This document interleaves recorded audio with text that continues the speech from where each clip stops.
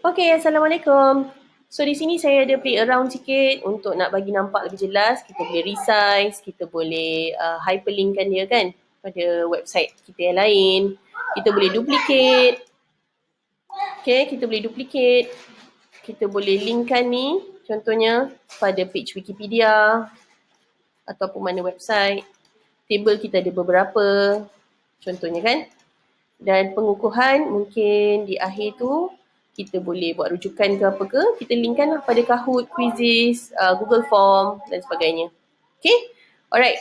So yang menarik juga pasal Google Slide, satu ialah kita boleh download. Kita boleh download jadi PowerPoint, jadi PDF, jadi JPEG, gambar, PNG pun JPEG jugalah. Okay, alright. Kita boleh juga make a copy, duplicate lah. Okay, katalah ini untuk kelas pertama, kelas yang advanced sikit, kita nak buat kelas yang medium, yang lebih kurang tapi mungkin lebih teliti. Okay, alright, so bila kita dah buat macam ni, kita juga boleh add shortcut to drive, so senang kita nak access. Katalah kita nak ajar benda ni esok, kita tak nak godek-godek, klik sana, klik sini, so kita nak ada shortcut untuk dia. Okay, selain daripada tu, kita juga boleh starkan dia. Maksudnya benda ni penting, benda ni popular lah dalam Google Drive kita. Okay. Okay. Okay, so once done, kita boleh klik present untuk kita present ataupun kita boleh share. Katalah kita nak share dengan murid kita ataupun kita nak share dengan klik kita kan. So klik share dan kita boleh pilih kita nak orang yang kita share tu apa akses dia. Contohnya ni restricted. Only people added can open with this link. So tak boleh lah semua orang buka. Okay. Okay, so ataupun anyone with the link. Siapa-siapa je yang dengan link tu. Parents boleh buka. Okay. So katalah kita nak anyone with the link. Okay. So siapa yang ada link maksudnya dia tahulah kewujudan slide ni kan. So kita nak dia yang buka ni selaku viewer, dia boleh tengok saja, dia tak boleh edit, dia tak boleh delete, dia tak boleh duplicate page tu. Atau selaku commentator, katalah klik kita, dia akan komen, weh typo lah page ni contoh. Info ni tak tepat lah, salah link lah, dia boleh buat. Okay. Ataupun kita nak dia jadi editor. Dia boleh edit, dia boleh tambah page, dia boleh delete apa-apa benda dia nak delete. Macam kita jugalah. Okay.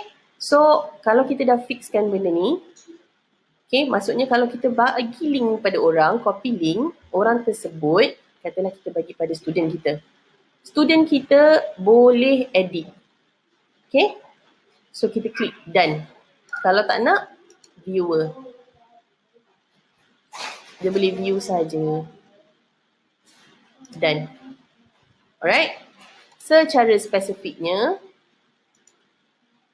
permission updated.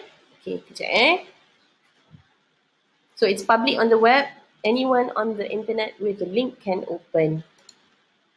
Klik share. Katalah kita nak spesifik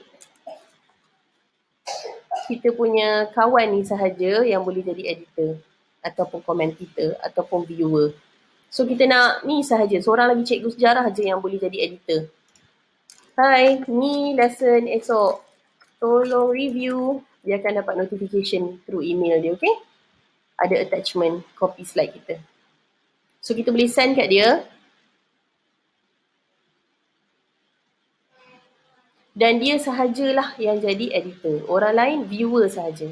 So kita tengok cikgu tadi tu dia jadi editor, tapi yang lain dia jadi viewer.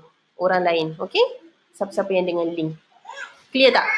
Confused sikit tapi boleh play around lah untuk tengok. Okay?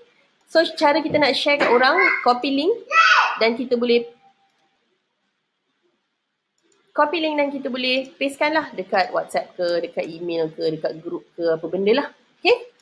Alright, so setakat tu saja untuk Google Slides. InsyaAllah yang lagi detail kita akan, it's a bonus lah basically. So nanti kemungkinan kemudian saya akan tambah lagi. Terima kasih. Assalamualaikum.